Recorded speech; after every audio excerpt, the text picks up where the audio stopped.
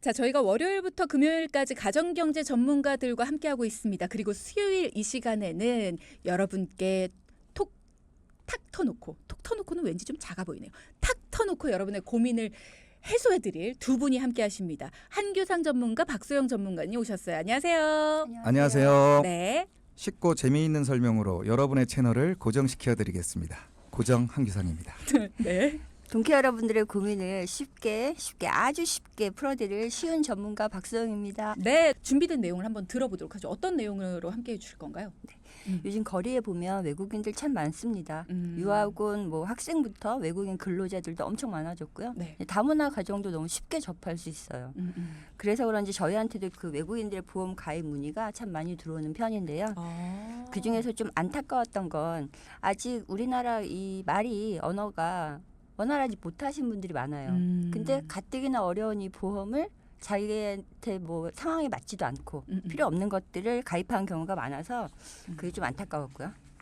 일단 돈이 낭비가 되고 있다라는 거네요. 맞아요. 네.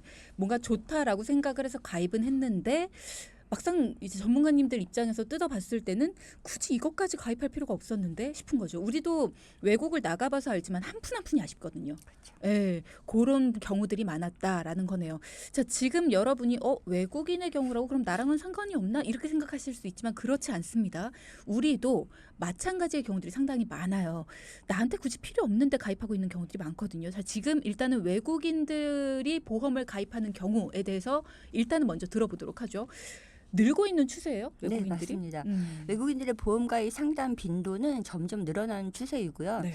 뭐 갑작스러운 상해와 질병이 인종이나 뭐 국적을 따지진 않잖아요. 어떻게 생각해 보면 이 낯선 곳에서 적응해야 하는 외국인 분들이 내국인보다는 보험이 더 필요할 수도 있는 상황일 수도 있어요. 그렇죠. 그래서 오늘은 국내 거주 외국인들의 보험 가입은 어떻게 진행되는지 말씀드리려고 하고요. 결론부터 말씀드리면 외국인들이 가입할 수 있는 보험은 내국인과 다르지 않다라는 거예요. 근데 요거에 대해서 이제 지금부터 차근차근 얘기해 볼게요. 네, 외국인들도 내국인들과 차별 없이 가입하게 된다라는 건데 뭔가 여행자 보험 같은 거 가입할 줄 알았는데 그게 아니라는 얘기잖아요. 맞아요. 예.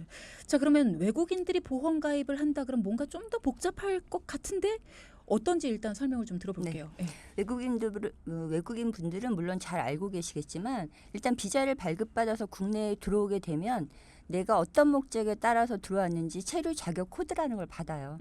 A부터 H까지 시작되는 이 코드는 체류 목적과 신분에 따른 코드고 국적과는 별도로 분류가 됩니다. 관광이나 비즈니스 등의 목적으로 오는 90일 미만 체류가 있고요. 이걸 단기 체류라고 하고요. 네. 그다음에 취업이나 또 결혼, 이민자, 유학자, 아니 유학생들 이럴 경우에 90일 이상 체류를 하기 때문에 장기 체류로 구분이 되고 이 밖에 이제 특별 체류로 난민이나 인도적 체류 자격이 있을 수 있겠죠. 네. 그러니까 결국은 90일을 기준으로 단기냐 장기냐 이렇게 나뉜다 이렇게 보면 되겠네요. 맞습니다. 네. 잘 짚어주셨고요. 단기 체류냐 장기 체류냐는 이 90일을 기준으로 해요. 90일을 초과하게 되면 출입국 관리법에 의해서 국내에 주소를 두고 불법이 아니고 적법하게 체류를 하는 외국인들에게 외국인 관할 사무소에서 외국인 등록증이나 외국인 사실 증명서를 발급하는데요. 네. 이것만 있으면 내국인과 동일하게 보험을 가입하는데 문제는 없습니다. 내국인과 다른 조건이라면 가입 시에 그 제출해야 되는 게 있어요. 외국인 등록증 본인의 그 사본 그거를 기본적으로 제출해야 되고요. 회사에 따라서는 출입국 사실 증명서 같은 추가 서류를 요구할 수도 있어요. 그래서 요 정도밖에 차이가 없고 다만 아까 잠깐 말씀드렸지만 일시적인 단기 체류일 경우에는 가입이 되지 않습니다. 그렇군요. 잠깐 온 경우에는 본국에서 여행자 뭐 보험 이런 것들을 가입을 했어야겠죠. 하지만 90일을 기준으로 그거보다 오랫동안 여기에 머무를 경우라면 이 나라, 그러니까 우리나라에 있는 보험을 가입할 수가 있다. 물론 뭐 서류 같은 것들이 추가적으로 필요할 수는 있겠지만 어쨌든 가입이 가능하다. 자, 그런 얘기인 거잖아요. 네, 그죠? 맞습니다. 내국인들과 마찬가지로 본인이 왜 왔는지 직업이 있을 수 있고요. 그다음에 본인의 건강 상태에 따라서 가입 조건은 당연히 다를 수 있어요. 병원비 보장을 위해서 뭐 실손 보험, 또 본인의 선택에 따라서 나는 추가적으로 뭐 건강에 관한 종합 건강 보험을 가입한다던가 뭐 운전을 하고 있다면 당연히 운전자 보험. 그렇죠. 그다음에 이제 본인의 차량을 보유하고 있다면 자동차 보험 등 본인 상황에 맞는 보험을 준비하신다면 뜻하지 않은 의료 지출에 대해서 큰 방어가 될 수 있겠죠. 근데 궁금한 게 네. 외국인들의 경우에는 본명도 있지만 네. 한국에서 불리는 이름들이 있어요. 맞아요, 있습니다. 마이크, 샘, 뭐 이렇게 외국인 등록증에 한글 이름이 표기되는 경우도 있고. 네. 그럼 보험에 가입할 때는 어떤 이름으로 가입이 되는 거예요? 외국인의 경우에는 국적 표기와 이름은 여권이나 입국할 때 그 관련 서류에 기재된 내용을 기반으로 주로 영문으로 작성이 돼요. 근데 혹시 쭈디님은 외국인 등록증 본 적 있으세요? 아니요, 저는 본 적 없어요. 거기에 보면 우리나라 이름이 적혀 있는데 보면은 우리가 흔히 알고 있는 것보다는 조금 낯설긴 해요. 근데 그 위에 있는 영문 이름을 보면 우리가 이럴 때 잘 알고 있는 알파벳, 모음 자음을 읽으려고 하면 되게 어려워요. 어색하다는 얘기죠. 그래서 그런 이유 때문인 것 같기도 하고요.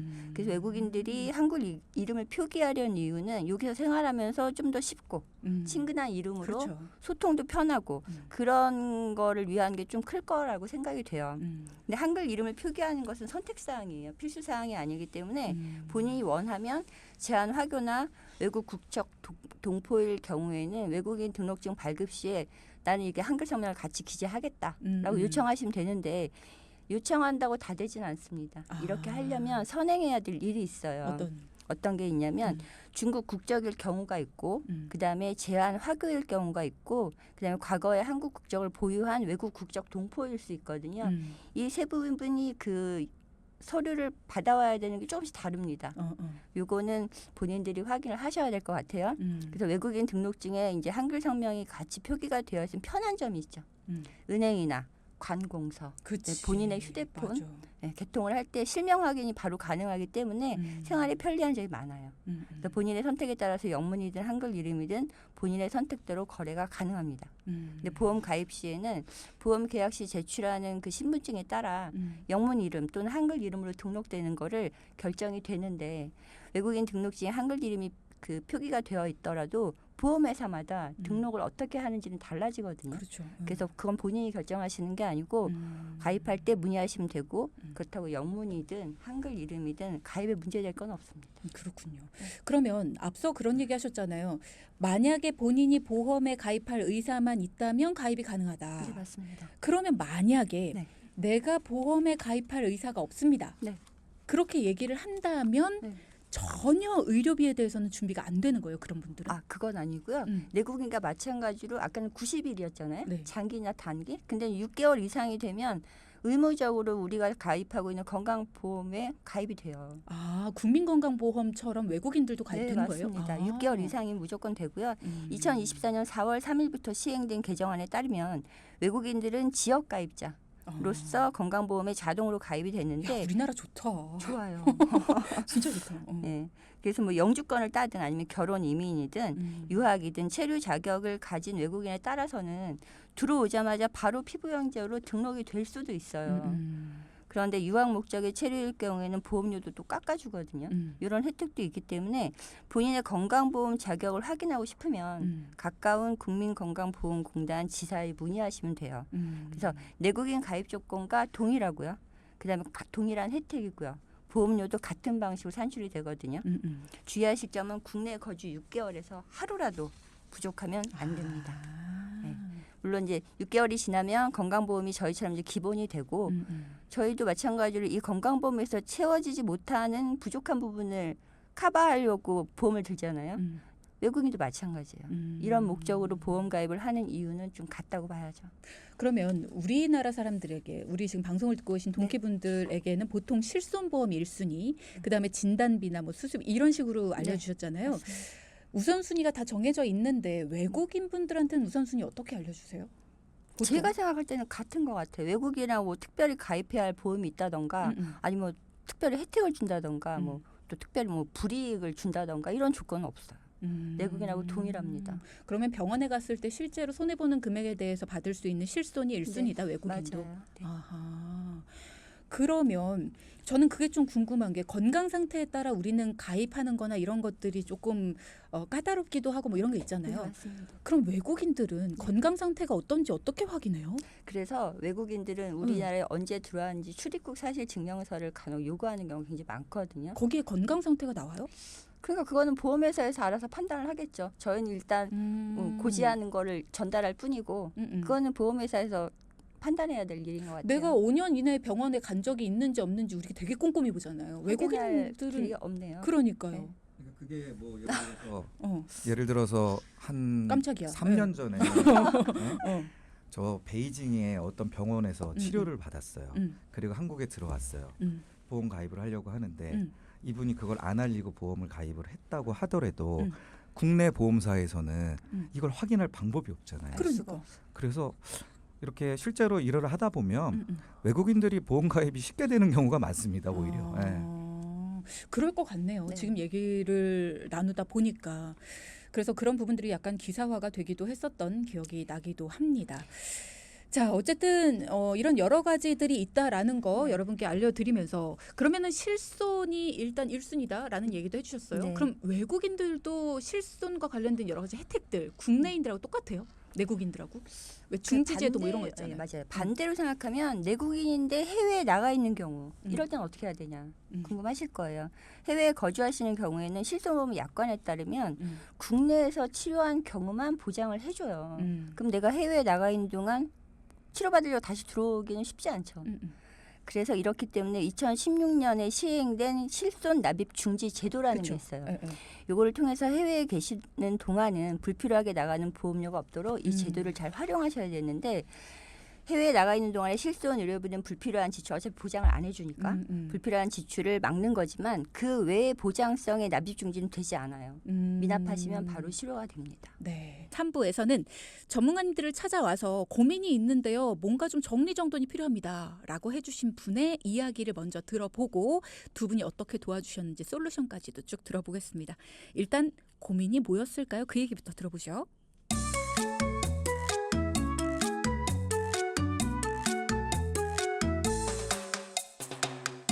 안녕하세요. 수원에 사는 주부입니다. 제가 7년 전 유방암 수술을 받았는데요.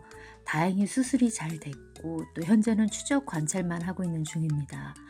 암 치료를 경험했던 터라 암보험에 대해서 관심이 많이 생기더라고요. 근데 대부분의 보험이 치료 이력이 있으면 가입이 어렵다는 이야기를 들은 것 같은데 제가 암 수술 이력이 있는데도 암보험을 추가로 가입할 수 있는지 궁금합니다. 또 제가 기존에 가입하고 있던 보험이 있는데요. 어떤 보험은 암 진단 받고 납입을 안 해도 되는데 어떤 보험은 계속 납부를 하고 있거든요. 이것도 왜 이런 건지 궁금합니다. 자, 오늘 사연자분 7년 전에 암 수술을 받으시고 다행히 현재는 건강하다고 하시네요. 너무 다행입니다. 일단은 암보험은 추가로 가입할 수가 있는지 물어보셨고 또 기존에 가입한 보험 중에 어떤 건 납입 면제가 됐고 어떤 건 안 됐고 왜 그런가요? 저 같아도 궁금할 것 같거든요. 일단은 궁금한 점들을 해결해 드리려면 지금 유지 중인 보험의 점검이 필요하겠네요. 맞습니다. 이분께서 암 수술을 받으셨다고 했잖아요. 그럼 여기에 보상이 적용되는 특약이 뭐가 있느냐? 요걸 한번 체크해 볼 필요가 있는데 네. 일단 암 수술을 받았으니까 암 진단을 받았을 거 아니에요. 그렇죠. 그럼 암 진단금이라는 또 특약이 해당이 될 거고요. 그다음에 암 수술 받았으니까 당연히 암 수술비 특약도 해당이 될 테고 그렇죠. 입원을 하셨으면 암 입원 일당이라는 특약도 있거든요. 이것도 해당이 될 거고 그다음에 암 수술도 질병 수술이잖아요. 그렇죠. 그러면 질병 수술비나 1호종 질병 수술비 뭐 이런 것들이 이제 해당이 될 거예요. 그래서 제가 쭉 증권을 확인해 보니까 뭐 진단금, 수술비, 입원비 이런 건 다 잘 받으신 걸로 확인이 됐어요. 다행이네요. 예, 현재 종신보험 1건, 건강보험 3건 이렇게 총 4건에 이제 가입을 하고 있었는데요. 암 진단을 받아서 종신보험은 납입 면제가 됐어요. 더 이상 보험료를 내지 않고 이제 남은 보장을 받고 있는 상태였고요. 네네. 그다음에 건강보험 2건은 납입 면제가 안 돼서 보험료를 계속해서 내고 있는 상태였어요. 근데 그냥 듣기로는 그냥 생각하기로는 일반인 입장에서 암, 그러니까 병에 걸렸다가 나았어요. 그러면 사망을 보장하는 종신보험은 납입 면제가 안 될 것 같고 건강을 보장하는 보험들이 납입 면제가 될 것 같은데 반대네요. 이게 사실은 그 내용에 따라서 납입 면제가 되고 안 되고가 아니라 그냥 상품을 만들 때 보험사들이 정하는 겁니다. 아. 네, 그냥 우리는 이 상품을 딱 만들었는데 우리는 이런 암, 뭐 뇌졸중, 급성신경경색에 걸리면은 납입 면제를 해줄 거야. 어때? 우리 거 좋지? 가입해. 뭐 이런 식이죠. 우리는 납입 면제 우리는 너무 리스크가 커. 우리는 이 상품을 만들 때 뭐 질병 후유장애, 상해 후유장애 80% 이상 상태가 되어야지만 납입 면제를 해줄 거야. 막 이런 식으로 상품마다 정하는 다른 거죠. 거구나. 네, 그래서 꼭 그렇게 보장 내용에 따라서 납입 면제가 정해진다. 이건 아니에요. 그럼 이분도 상품마다 그게 달랐기 때문에 어떤 건 납입 면제가 됐고 안 됐고가 다른 거네요. 그렇죠. 종신보험도 보면 이분이 가입한 종신보험에는 암 진단 시 납입 면제를 해준다라는 조항이 있기 때문에 이제 해준 거고요. 다른 한 건의 이제 건강보험은 납입 면제 사유가 고도 후유 장애였어요. 이 고도 후유 장애가 뭐냐? 80% 이상 후유 장애 상태가 되면은 이걸 고도 후유 장애라고 정의를 하거든요. 똑같은 거예요. 그렇죠. 그러니까 납입 면제가 안 됐던 거죠. 그러면 건강보험이 2건이 다 그랬던 거예요? 3건이었다 그랬잖아요. 그렇죠. 네, 그럼 3건이 다 그랬던 거예요? 그렇진 않고요. 일단 사연이 하나가 있는데 한 건만 납입 면제가 되고 2건이 안 된 거거든요. 근데 한 건은 이제 고도 후유 장애래 갖고 안 된 거고 납입 면제 조건이. 네. 그다음에 한 건은 이분이 이 건강보험을 가입하시고 한 달 뒤에 암 진단을 받으신 거예요. 그럼 저희가 보통 암 진단은 90일 면책 기간이 있잖아요. 가입하고 90일이 지나야지 보장이 되는데 90일이 지나기 전에 안타깝게도 암 진단을 받으신 거죠. 오늘 90일하고 참 연관이 깊네요. 그러네요. 이래저래. 스포가 됐네 이게. 괜찮습니다. 어쨌든 그래서 보장도 못 받고 납입 면제도 안 됐던 거죠. 그러니까 보험에 가입을 하고 나서 너무 기간이 많이 지나지 않아서 90일 이후부터는 보장 개시가 되는데 한 달밖에 지나지 않았기 때문에 이분은 납입 면제에 해당이 되지 않았다라는 거네요. 그럼 궁금한 게 지금은 어쨌든 가입하신 지 1년이 지나신 거잖아요. 네. 그럼 만약에 물론 그러지 않아야 되지만 혹시라도 나중에 또 암에 걸리게 된다. 그럼 그때는 납입 면제 가능한 건가요? 요게 사실은 헷갈리는 부분이에요. 어떤 분들은 이렇게 생각하거든요. 어쨌든 내가 90일 전에 암에 걸려서 암 진단금도 못 받았잖아요. 그럼 내가 나중에 뭐 4, 5년 뒤에 암에 걸리게 되면 그때는 이제 90일이 지났으니까 그때는 이제 보장을 받을 수 있는지 그리고 그때 되면은 납입 면제도 받을 수 있는지 요게 이제 가장 헷갈리시는 부분인데 안 됩니다. 당연히 돼야 되는 거 아니에요? 일단은 90일 이전에 암 진단을 받게 되면 이 암 진단 특약이 없어져 버려요. 추지도 않았는데 왜 없어요? 보장 기간 이내에 걸렸기 때문에 사라져 버립니다. 그냥 속된 말로 나가리가 돼 버려요 이게. 네. 그래서 근데 이게 보장도 없어지지만 보험료도 안 내요. 암 진단금에 해당하는 보험료가 있을 거 아니에요. 그것도 이제 안 내게 되는 거예요. 그래서 암은 그 보험에서는 영영 사라지게 돼 버리는 거예요. 그러면 내가 만약에 암 때문에 이 보험을 가입을 한 거다. 그러면 한 달 이내면 내가 이거 철회도 가능하지 않아요? 철회도 가능하죠. 그러면 아예 그냥 이 보험 안 할래요. 그리고 한 달 동안 낸 돈도 그냥 돌려받을 수도 있죠. 그렇죠. 네. 근데 어쨌든 좀 아깝네요. 암과 관련해서는 아예 그냥 보장 자체가 없어진다니까. 근데 납입 면제도 안 된다는 건 좀 억울한데요? 그렇죠. 왜냐하면은 납입 면제 조건이 뭐 예를 들어서 암 개시일 이후에 암으로 진단이 확정되거나 뭐 이런 식이니까 개시일이 안 됐잖아요. 그러니까 안 되는 건데 문제는 뭐냐면 대부분 90일이 지나야지 보장된다라는 걸 대부분의 사람들이 알고 있어요. 그렇죠. 그래서 90일이 지나기 전에 암을 딱 걸렸어요. 그러면 청구조차 안 해요. 어차피 안 될 거니까. 그러면은 이분은 어떻게 되냐? 계속 내야 돼요. 그 암 진단금에 해당하는 보험료를. 보험사에서 면책이 된지 모르니까. 그렇죠. 그 보장도 안 되는 거에다가 돈을 계속 내고 있었던 거. 이분도 그랬어요. 네. 그럼 지금이라도 알게 됐어요. 돌려는 받을 수 있나요? 그렇죠. 암 진단을 청구한다 생각하고 똑같이 암 진단서나 혹은 뭐 조직 검사 결과지 이걸 첨부해서 보험사에 어차피 보험금은 못 받지만 청구를 하면 그 뒤로부터 이제 암 진단 특약에 해당하는 보험료를 안 낼 수도 있고요. 이게 좀 시간이 지났다. 그럼 소급해서 그냥 쓸데없이 더 낸 거잖아요. 그 부분을 돌려받을 수도 있습니다. 근데 간혹 가다가 저희 청취자분들 중에 그런 질문 주시는 분도 계시더라고요. 내가 어떤 것 때문에 청구를 했는데 이게 납입 면제에 해당한다라는 얘기를 나중에 들었는데 그 사이에 한 3개월 정도를 계속 돈을 내고 있었대요. 네. 근데 그 사실을 본인도 잘 모르고 있었고 보험사에서도 이게 납입 면제에 해당됩니다라고 왔길래 이 이후부터는 안 내셔도 돼요라고 얘기는 하는데 그 사이에 낸 3개월에 대해서는 안 돌려주는 거죠. 아니죠. 그것도 이제 안 내도 될 거를 냈으면은 보통은 돌려줘요. 근데 돌려주지 않았다라고 하더라고요. 근데 그 사실을 나중에서야 전문가님이 알고 돌려줬다고 하더라고요. 그렇죠. 그럼 이제 싸워야죠. 돌려달라고. 억울하잖아요. 그러니까 이런 부분들이 좀 알아서 진행됐으면 맞아요. 좋겠는데 네. 이게 참 힘든 일인 것 같아요. 그죠? 맞습니다. 내지 않아도 되는 돈을 몇 년씩이나 내고 있었다. 이거는 참 억울한 일인 것 같아요. 다시 생각을 해봐도. 이런 경우가 굉장히 많아요. 그래요? 네. 실제로 이런 사례들이 많다고 하니까 지금 방송을 들으시는 여러분도 한번 확인을 해보시는 게 좋을 것 같습니다. 그러니까 면책 기간이라는 거는 우리가 참 많이 방송도 했어요. 그리고 여러분도 많이 알고 계시고요. 내가 면책 기간에 뭔가 질병에 노출이 됐다. 그래서 청구 자체를 못했다. 거기까지는 오케이. 근데 그렇게 되면 이 부분에 대해서 내가 앞으로도 보장을 못 받게 되는 건데 그 부분에 대해서 계속 돈을 내실 필요가 없다는 거죠. 아예 그 특약 자체가 사라지는데. 그러니까 그 부분에 있어서 돌려받으실 수도 있고 아니면 납입 중지를 하실 수도 있으니까 이 부분에 대해서는 보험료 환급을 받으시기 바랍니다. 자, 그리고 갱신형 건강보험은 다행히 납입 면제가 됐어요. 하나는. 네. 그럼 이거는 앞으로 계속해서 납부를 안 해도 되는 거예요? 그랬으면 얼마나 좋겠습니까? 음. 근데 갱신형 보험은 납입 면제가 되더라도요. 네. 갱신 시점까지만 납입 면제가 돼요. 그러니까 이분은 10년 갱신형 건강보험을 가입하셨거든요. 네. 이게 9년 전에 가입하셨어요. 그럼 내년부터는 다시 보험료를 납부하셔야 되고요.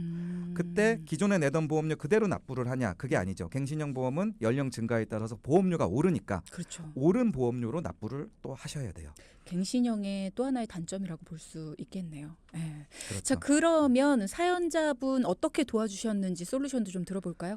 일단 우선 납입 면제된 종신보험이 있었어요. 이게 남은 보장이 이제 어떤 게 있느냐 봤더니 종수술비, 골절, 뭐 입원 일당, 뇌출혈, 급성 심근경색 뭐 이런 게 남아 있더라고요. 근데 여기서 종수술비는 제가 저번에도 한번 말씀드린 것 같은데 1~3종 수술비로 되어 있어요. 이게 종수술비 중에서는 가장 좋은 종수술비였거든요. 네네. 그래서 이건 꼭 유지를 하셔야 되고 나머지는 뭐 뇌출혈, 급성 심근경색 이렇게 보장 범위가 협소한 특약으로 되어 있지만 공짜잖아요. 이미 납입이 면제가 됐으니 굳이 이걸 뭐 부분 해약을 하고 이럴 필요가 없잖아요. 그래서 이건 그냥 유지를 하는 게 좋고요. 네. 그다음에 이제 건강보험 중에 한 건은 실손 특약과 수술 특약이 또 들어가 있었거든요. 그래서 이건 당연히 유지를 해야 되고요. 그리고 암 진단 받기 한 달 전에 가입한 건강보험이 있었죠.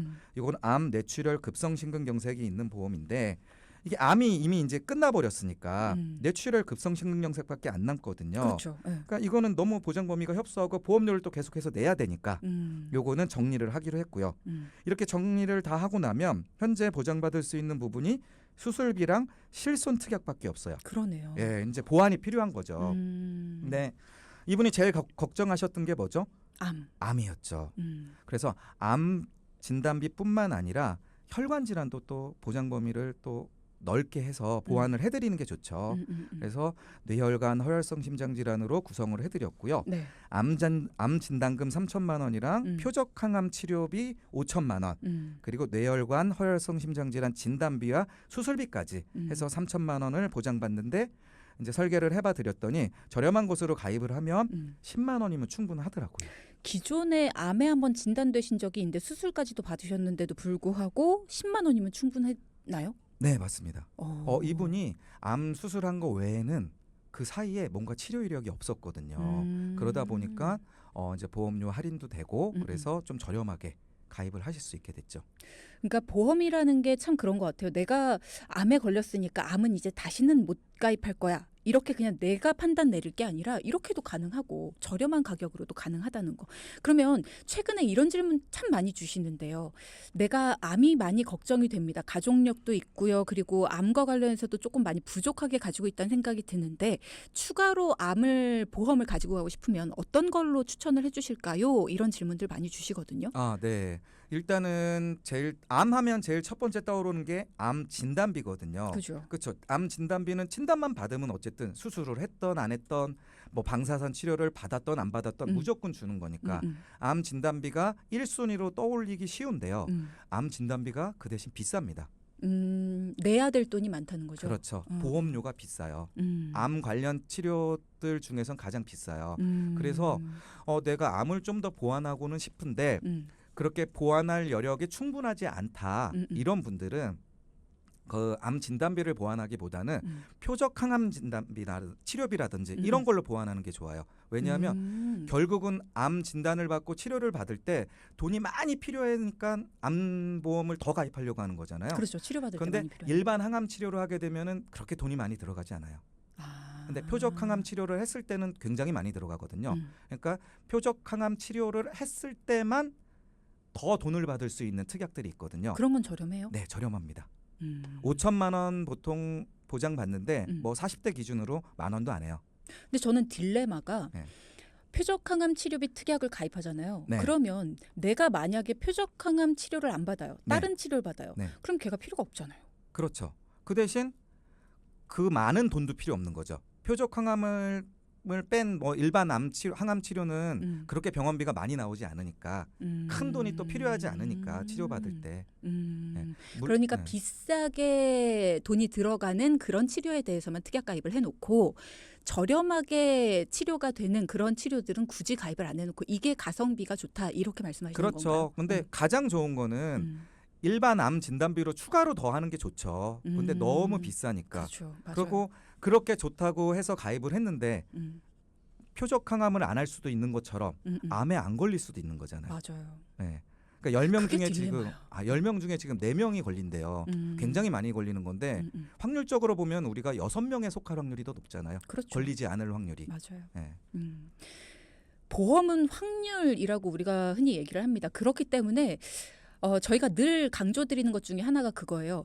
매달 생활비에서 보험료를 한 푼도 안 쓰고 있다. 그거는 조금 불안해요. 방금 이제 암보험에서 예를 들어 주셨지만 고가의 치료비가 들어가는 혹은 고가의 돈을 한 번에 써야 되는 어떤 질환이나 아니면은 뭐 어떤 상해를 입었을 때 그런 때에는 너무 큰 가정경제에 타격을 입게 되거든요. 그러니까 그런 부분에 있어서만 울타리를 좀 세워놓자라는 게 저희 가정경제 전문가 분들이 하시는 말씀이에요. 그러니까 그런 부분에만 그렇다고 또 돈 별로 안 드는데 그런 부분에까지도 울타리를 막 촘촘히 세워놓으면 그건 매달 너무 우리한테 부담을 주니까 그런 부분은 빼고 너무 많이 돈이 들어가는 부분에만 좀 울타리를 세워놓자. 그리고 그게 뭔지 잘 모르겠다 하는 분들은 우리가 도와드리마. 이게 바로 저희 돈키호테에서 모시고 온 가정경제 전문가 분들의 방식입니다. 여러분은 어떻게 생각을 하시는지 모르겠어요. 일단 보험은 최고로 많이 드러나야지 생각하시는 분도 있고요. 보험은 필요 없어라고 생각하는 분도 물론 계십니다. 하지만 저희가 볼 때는 보험은 확률이기 때문에 그 확률에서 들어갈 수도 있고 안 들어갈 수도 있어요. 그러니 우리 가정경제, 평범한 가정경제에 해를 끼치지 않는 선에서 최소한으로 이게 어떤 부분에서 최대, 어떤 부분에서 최소 이런 부분들을 좀 맞춰서 가입을 해서 우리 집 가정경제를 좀 편안하게 만드는 게 보험이 아닐까라는 생각이 듭니다. 오늘의 포인트 짚어볼게요. 첫째. 국내에 주소를 두고 계신 장기 체류 외국인 분이라면 보험 가입 어렵지 않습니다. 외국인 등록증만 챙기시면 됩니다. 둘째. 보험금 받는 거에서 끝나지 말고 남은 보험료를 안 내도 될 수 있으니 납입 면제도 꼭 확인하자. 네. 방송 중에 상담해드리는 내용은 청취자 여러분의 올바른 투자 판단을 위해 참고로 드리는 말씀입니다. 금융상품 가입이나 해지 같은 판단은 스스로의 책임으로 결정하셔야 한다는 점 꼭 기억하시기 바랍니다.